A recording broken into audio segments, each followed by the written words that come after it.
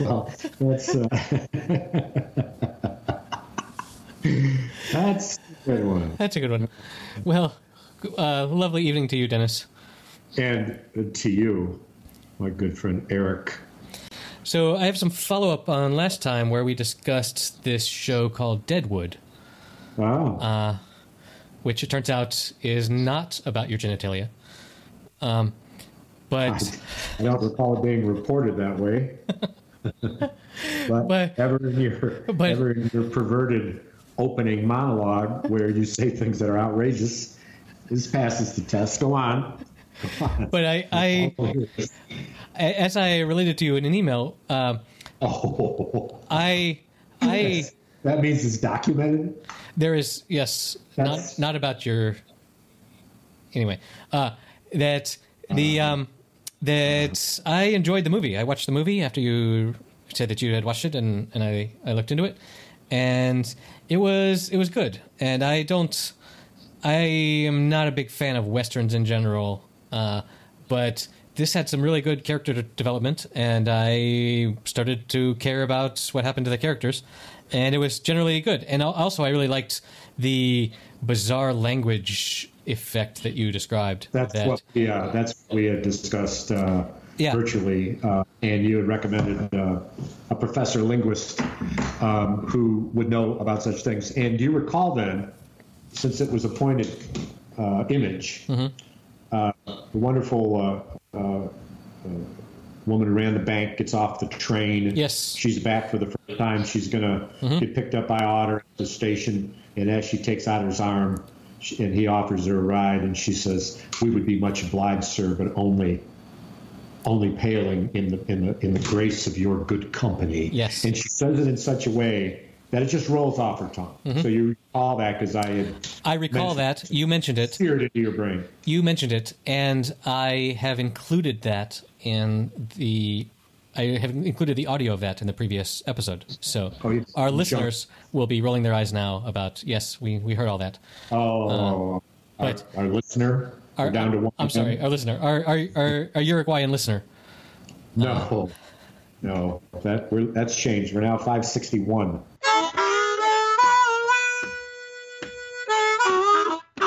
I was wondering, I haven't watched the TV show Deadwood, although I've heard good things about it, as I mentioned. You have. Well, I have not. Because the point you made about characterization, if you can imagine in my shoes where I not only watched every episode, but I watched them back to back in a binge of 3 days when I was doing serious PT, right, 3 and 5 times a day. And so the characterization issue, this was the culmination of everything that had happened with a decade gap where, of course, they really didn't show or talk or image anything about that 10 years. About the fact that time had passed. It was either current or it was 10 years ago. Yeah. But you only knew that they had aged. Yeah. My question was, did they do the strange language talking back in the TV show, too? Every minute. Okay, good. Well, in that case, without exception, I'm tempted to go back and check that out. Well, and it is a particularly series of episodes that build a plot very methodically, and so it's something you can't start in the middle, for example. Right. And it's also something that, in order for the movie to make the most possible sense, you need to see it all the way through. It is so riveting, every episode, beginning with the opening and the credits and the most wonderful theme song that I've ever heard, and there's a bunch of them I love, right? Particularly HBO series, but this one is, man, I hear it and I know I'm in for a good time in South Dakota. That is why we have theme songs. Yeah, which is what I hope that our listener experiences when they hear our opening tune, is they're like, oh, we're in for a good time now. Oh. So I've listened to it once or twice.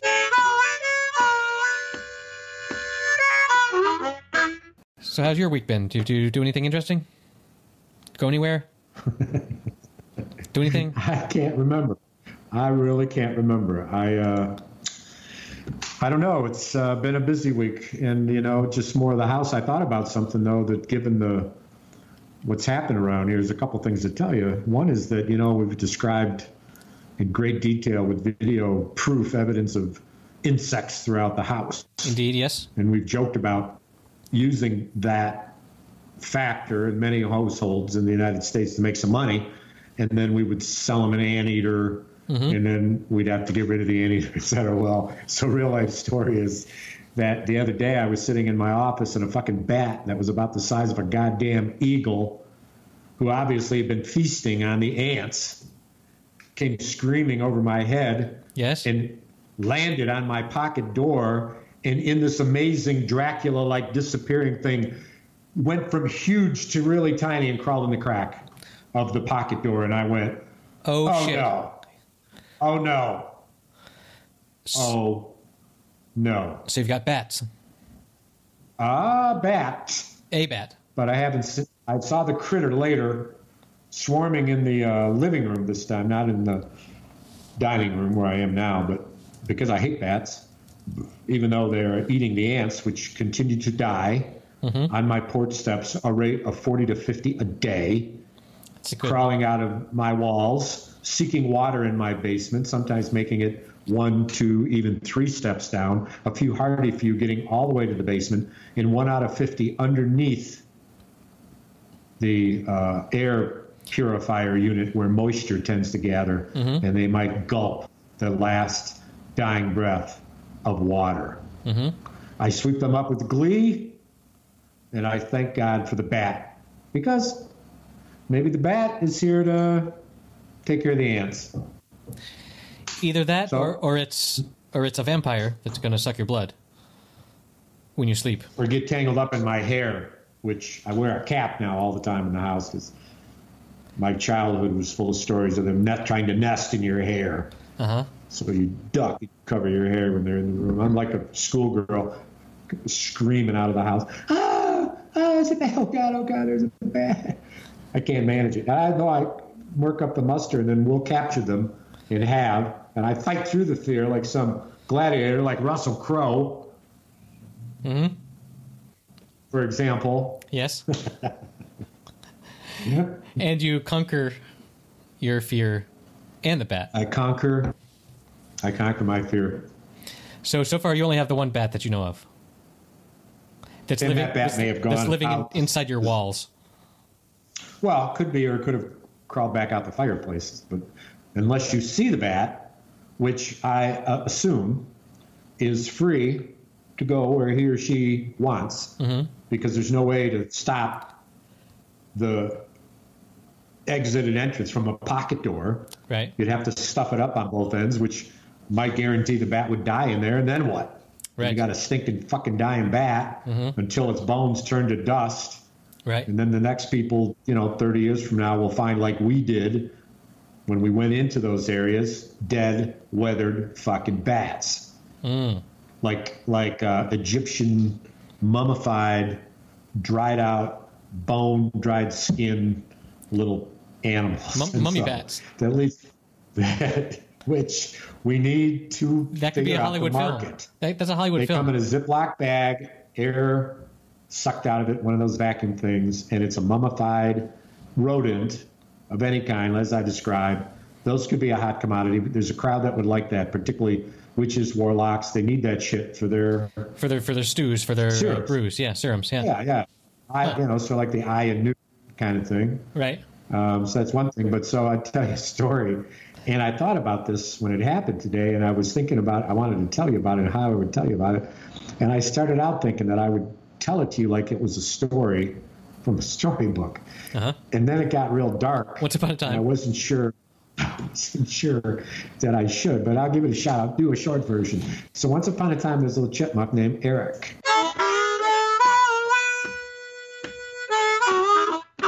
And little Erik,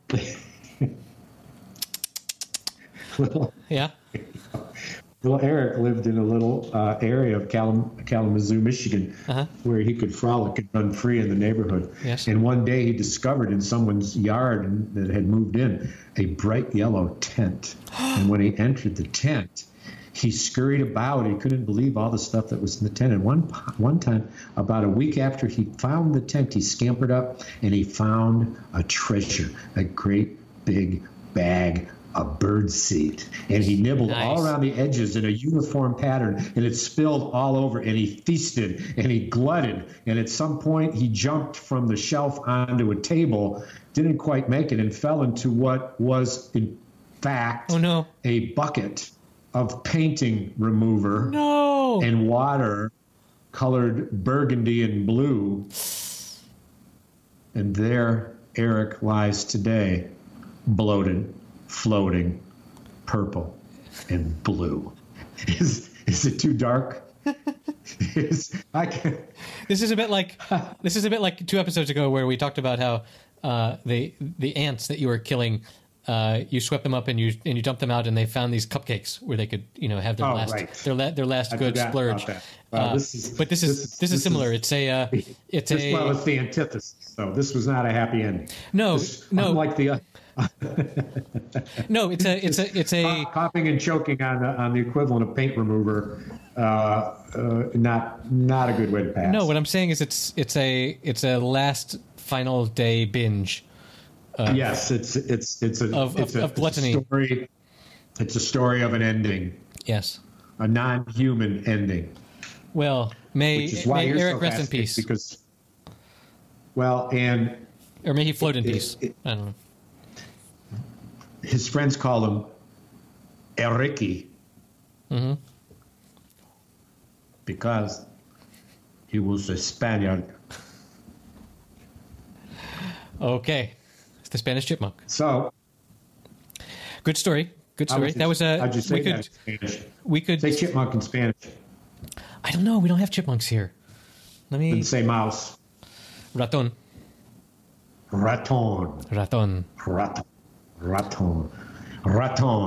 During my Rodriguez, I adopted a raton as a pet because my wife was not with me during my Rodriguez.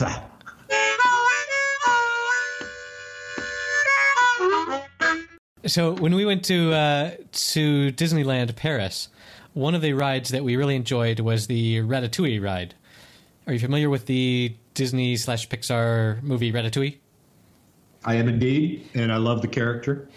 So what it was a thing where you're sitting in this little cart, and it pushes you, and you have 3D glasses on, so you can see the screens and stuff in 3D.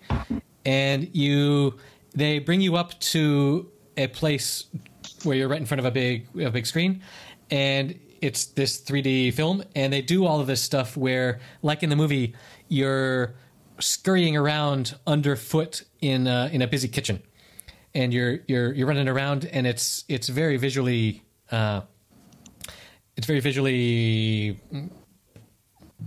stimulating, but you're running around, and then they do this thing where in the video you're turning or whatever, and then they turn your cart and they bring you around to another screen, and they do this other thing.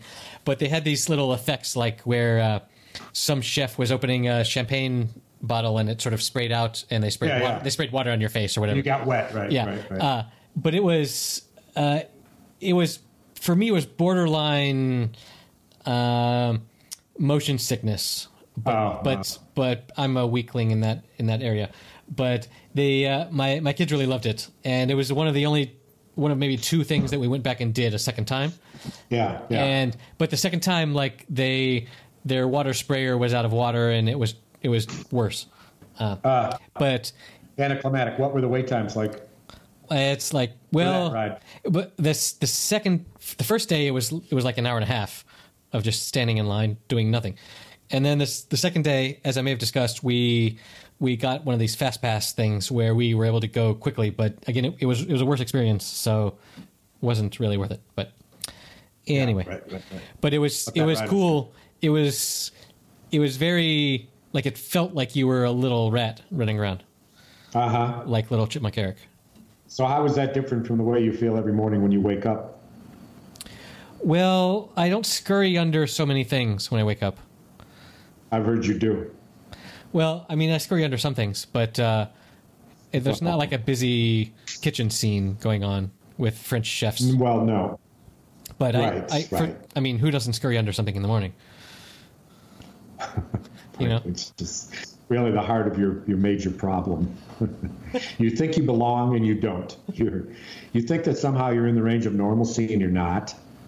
You think that the protruding ankle from your forehead is common. It's not. No. Okay. You are suffering from so many delusions that I realize this is your only therapy, and you've opened the world to it. Right. And we've only attracted at most in Uruguay 2 people, and then one guy driving back and forth from Kansas City and Cleveland, Ohio, as far as I know. But that's not what matters. What matters is for you. Right. This is working because it gives you. Well, is it though? Almost the air of normalcy. I can't answer that. I don't know. I mean, I don't see any noticeable change in you. I think you might be worse than you were when we started, but I'm not the judge. I'm not here to judge. I'm just here to facilitate. That's what I do. I mean, what does the air of normalcy even smell like? I don't know. It smells for you putrid. For others, it smells good. Yeah. But see, that's the problem because you don't know. Right. You're lost, and you're permanently lost. You don't know it yet. But I'm here to encourage your growth journey. Yes. Growth, not the growth on your forehead, which is beginning to look protruding into the calf area now, a bit of a proboscis-like growth that, thank God, our listeners can't see. Proboscis.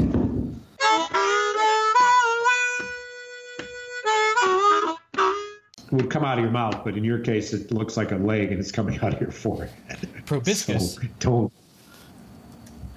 the hell does proboscis mean? Well, throw an image of it on the screen and put it in your show notes. I mean, how do you even spell proboscis? Probiscus. CIS. Proboscis. Proboscis is an elongated appendage from the head of an animal, either vertebrate or invertebrate. There we go. Even better. The term usually refers to the tubular mouth parts used for feeding and sucking, which, I mean, I do feed out of the tube from my forehead, but that's normal, right? Well, tubular in your view, that's normal. That's the problem. You understand a range of normalcy that's not true. You're not. Invertebrates. You don't need any. Invertebrates, a proboscis is an elongated nose or snout. So in this case, coming out of your forehead. Right. So you have a proboscis coming out of your forehead. You have a nose, elongated, sharp, pointy, and you also have a mouth, which seems to be, I don't know, deteriorating over time. It seems you've lost most of your teeth since I've seen you. Well, it is. Since I've seen you last, and your lips appear to be so chapped that one might think you're actually Angela Jolie, but no, it's you. The cheekbones give you away. Did you see that bitch's cheekbones in Maleficent? Maleficent? No. Say it again. Maleficent? No. Maleficent. Maleficent. Evil. Yes. Check out her cheekbones. I have not. She got no chapped lips going on there, but you can go to like her earlier pics and see that her lips are chapped. It's like, get some Blistex, woman.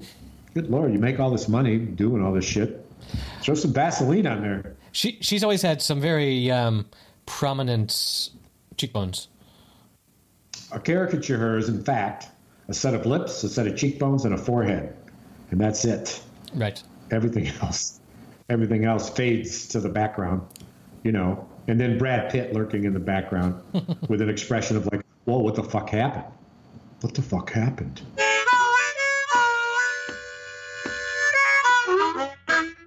He's got a new flick coming out where he plays a fucking spaceman.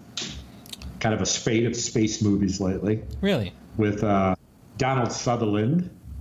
And, oh, God, you should just ring it up here and tell me who's in it. But I saw not the trailer, but the poster. And I already know I'm going to go see it. I can't. It's going to be good. I mean, the cast is great. Did you see it? Did I see what? You know? There's a... That's not it. Brad Pitt space movie. .com. I looked for Donald Sutherland. Ad Astra. There it is. Yes. Who else is in it besides the two of them? An astronaut travels to the outer edges of the solar system to find his father and unravel a mystery that threatens the survival of our planet. He uncovers secrets which challenge the nature of human existence and our place in the cosmos. Yeah, okay, whatever. Oh, wow. So, also famous people are Liv Tyler and Tommy Lee Jones. Oh, there we go. Tommy Lee. That's the name I was looking for because Brad Pitt was number 2 in my mind of why I wanted to see the movie. Tommy Lee doesn't ever do anything that isn't good. He doesn't ever do anything that he's not good in. Yeah. And his face, the more it gets weathered, it reminds me of the ruined upholstery on my old 1974 Mercedes. It is so cracked and weathered as if to be, you got to replace that shit, dude. But no, Tommy Lee Jones, He earned those wrinkles. He earned them. He loves them, every one of them. That's the thing with the double caresses his face at night in bed. I don't know. And with Hollywood, you've got that double standard where men get paid at least as much or more if they look all grizzled, but women don't. They just don't get cast and stuff. The juxtaposition of Brad Pitt, right, the beautiful man, and Tommy Lee Jones, the wrinkled man, and there you go. That's another great kind of juxtaposition that I think is going to be good. Going to be good. Well, and Brad Pitt is slowly turning into Robert Redford. Like, that's an interesting point. If you look at and they did one movie together, but if you look at like if you look at Brad Pitt now and you look at Robert Redford, 20 years ago, they're the same dude. Well, Robert Redford cast Brad Pitt in the character that he would have played in his youth when he directed A River Runs Through It. He directed A River Runs Through It. Nice. He directed it. Oh, and was produced it. And I love that movie. Film. Yeah. It's his film. I've seen it a dozen times. Good story. But I watched, by the way, I don't know how recently, when I'm channel surfing, I surf into the movie channels. And if I see a movie I love, I'll watch it for a little while. And surfed into Benjamin Button. As we have discussed on this podcast previously. As we have. Yep. And it is nothing short of an example of a remarkably perfect cinema experience. Nothing's flawless. I don't want to, gush and get all misty-eyed and shit, but it's hard for me to find any fault in it anywhere. And his performance it's just remarkable. He had to have been nominated for an Academy Award for that, no? You can Google that and see, but... Yeah, I don't know. The special effects in that have not aged all that well, in my opinion. Yep. Because they had to as a baby or as a super old man, he was entirely in the computer, I think. But that's it. It was an interesting movie for sure. Well, and that point could be made about every animation made as recently as a year ago, that it's going to be dated, and the improvements are too rapid to basically keep up with. But some age better than others. Yeah, a distant cousin of Avatar, for example, which in my view has aged well. Right, exactly. With the animation, I mean, it's because it transforms you. It transforms. It goes all the way. It doesn't. Well, and that's the problem. Is that are you familiar with the term Uncanny Valley?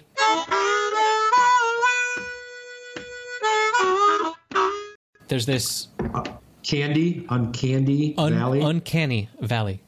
That's a woman you met in where? Las Palosas? Yes. what a night that was with Uncanny Valley. Any woman named Uncandy, you shouldn't cohort or a woman named Candy for that. Uncanny. There's this term called Uncanny Valley that describes that as soon as you get close to a puppet or a computer animated thing looking human, or a robot. This is certainly a thing in robotics. The closer you get to making it exactly humanoid, the creepier it gets, because we very That's much called what? The Uncanny Valley. Uncanny. Why is it Valley? Yes, because everything's fine, but then you drop off into this, like, everything looks fine, and then you drop off into this valley where suddenly things look super creepy.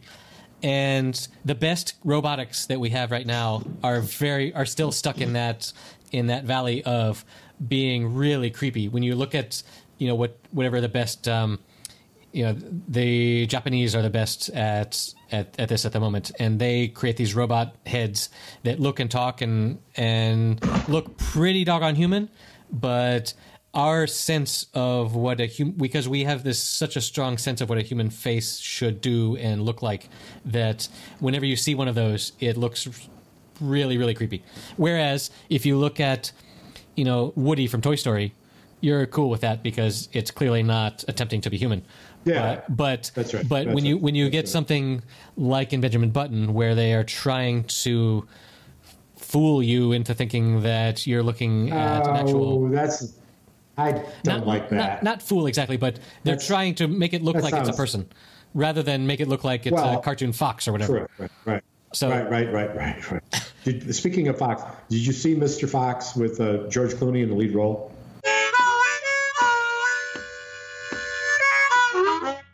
Oh, you love this director. He's got Bill Murray in each of them. Bill Murray's probably in this one as well. The Incredible Mr. Fox. And there's a scene that I want you to put in the show notes where Mr. Fox, who's talking, and obviously George Clooney's voice at the dinner table, and he's explaining something that's very kind of erudite and meaningful about what needs to happen. And then food is served, and they go into this ravenous, gluttonous, chaotic feeding frenzy. And then it's over with. And it is fucking hilarious. And they do it throughout the movie, and you're just waiting for the next one because it's so funny. Honey, I'm 7 non-Fox years old now. My father died at 7.5. I don't want to live in a hole anymore, and I'm going to do something about it.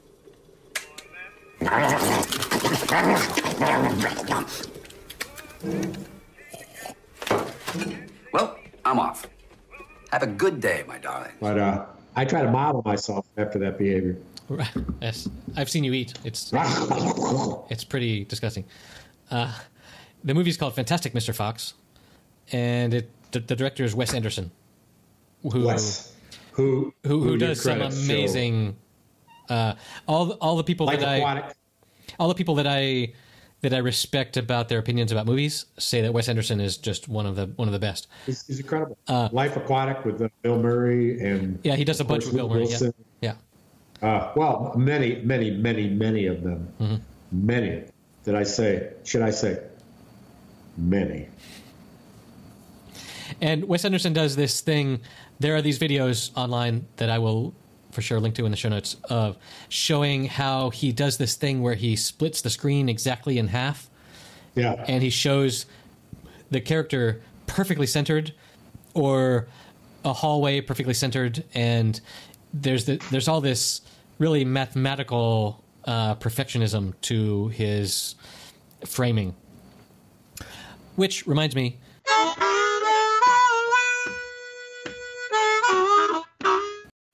are you familiar with I think it's on Netflix, at least now it is. There's a show called Mindhunter. Have you heard of this? No. It is. No. It is set in the 70s, and it's about the FBI agents that first developed the concept of a serial killer. They noticed that, for sure there have been serial killers for a long time, but they discovered this way of tracking and using behavior and psychology and stuff to look at serial killers and to try and catch them based on their behavior. When? It was it's like in the 70s sometime. I don't know how true story it is, but there'll be a link in the show notes to the Wikipedia article, and you guys can do your own research. But it the show notes for what? The show notes for where? For happyhour.fm/022 because 022 because Dennis is wearing a tutu for this whole episode. You guys can't see it, but we've been doing this for 22 years. It's hard to believe. I can't remember any of it. It feels like that. Anyway, they just released the second season, and you know how Netflix releases a whole season just in one big fat dump, and so to speak. That's an image I don't need. What? But anyway, the show is directed by a guy called David Fincher, who has done things like Fight Club. And just a whole bunch of movies. Remarkable film. And remarkable. There's Speaking this of Brad Pitt. Exactly. There's this video on YouTube that will be in the show notes at happyhour.fm/022 that I really love, that really demonstrates this technique that David Fincher uses to where he moves the camera as the actor moves. I will send this to you and you will be amazed. But it does this thing where it connects you as a viewer to the actor in a way that if the camera was just steady and the actor was walking around the room or whatever, you wouldn't notice. But what it does is anytime the character stands up, the video camera comes up a little bit to follow them, and when they move a little bit this way, the camera moves, and when they stop, they hesitate for a minute, the camera stops, and then they keep going or whatever, and it's just this really, really clever technique that I had never noticed, but once you see this video, you'll notice it forever. And it's just. And it's a clip of what? Of the film? It's a clip of like 10 of his films, where the voiceover is describing. Look how look how in this scene where the actress is moving this way, and then we stop, and then we move back. It's really quite impressive. And so anyway, I really enjoyed the first season of Mindhunter because I sort of like, I don't know if you've seen Criminal Minds is a TV show where they do profiling. Like a prime time. It's I don't know what season. I don't know what TV show it's on, what TV station it's on, but they do. It's sort of this profiling of criminals, and I'm familiar with it. There's this ragtag group of different people with different skills, and they solve these things. But it's more about psychology more than about evidence and actual, sleuthing. But anyway, this Mindhunter is sort of like referencing the precursor to all of that. That like now there's a huge department in every metropolitan police department. There's a psychology department that is studying the behavior of criminals and stuff. Right. And for sure, there's a huge team at the FBI. But this was like the very, very sort of discovery that this is a thing that we should study. And anyway, it's cool about that. Great, man. Yeah, man. Man. It's like hunting your mind, man.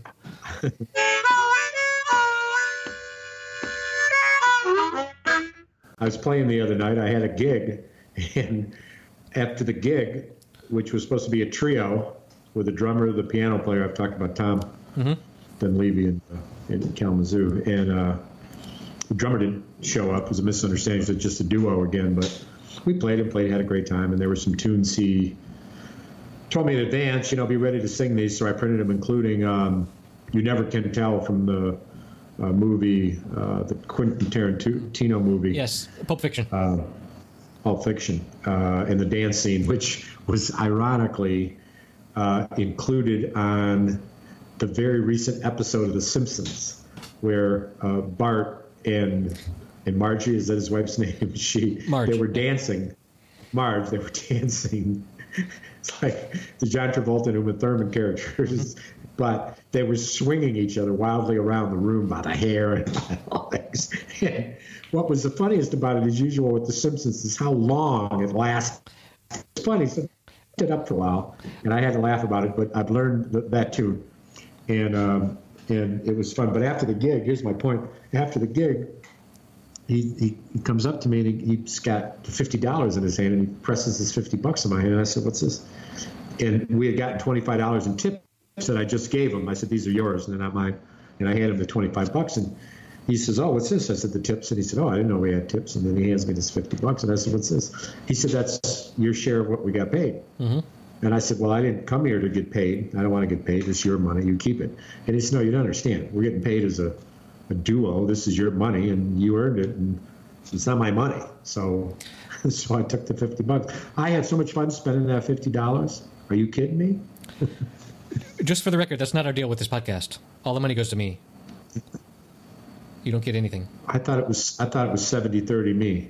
I signed something like that. Well, you signed a roll of toilet paper that I gave you one time. Who are you, Jack Kerouac? You should show a link there with toilet paper for our listeners.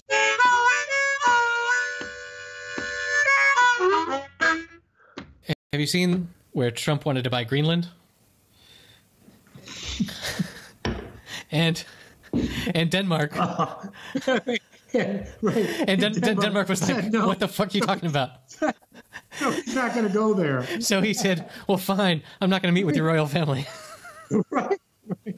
You won't let me buy Greenland from you? I don't want to meet with you. My guess is that he thinks that Greenland is like green and plush and just a lovely place. Whereas actually Greenland and Iceland had their names switched. They should have been the other way around. No. Because that's the generals whispering in his ear, like the horse whisperer, Robert Redford, speak of the devil. This is the Trump whisperers who could say to him, kind of come up to him after a meeting and he's shuffling the papers that he doesn't understand and he can't read. Mm-hmm. And they come up to him and they just whisper in his ear and they say, "Why don't you buy Greenland?" And the generals walk away. He doesn't even notice it until later. Right. And then the next day, another general would leave. "Why don't you buy Greenland?" And then he bounces it off Melania. And what does she say? She says in her best, impersonation of Arnold Schwarzenegger, "Yeah, I think we should do that." And it's just, it's so representative of his level of knowledge and tact and politics. Hey, did you put the sweaty interview in the show notes from last episode of him sweating like a... I watched some interviews. I could not find a super sweaty one, but there for sure. And it was MSNBC. There are so many helicopter shouting interviews with him where he's like, "Yeah, I think we should do this, and we're going to do it the best that it's ever been done, and it's going to be better than anyone's ever done it." And then, the recession, which is made up by our friends in the media, a made up word, right? Fake news. Our friends from fake news. He's just such a demagogue. Have you seen the side-by-sides of pictures and images of Trump and Mussolini? This has got to be posted. You will be scared when you see the side-by-sides of this motherfucker and fucking Mussolini. It's chilling.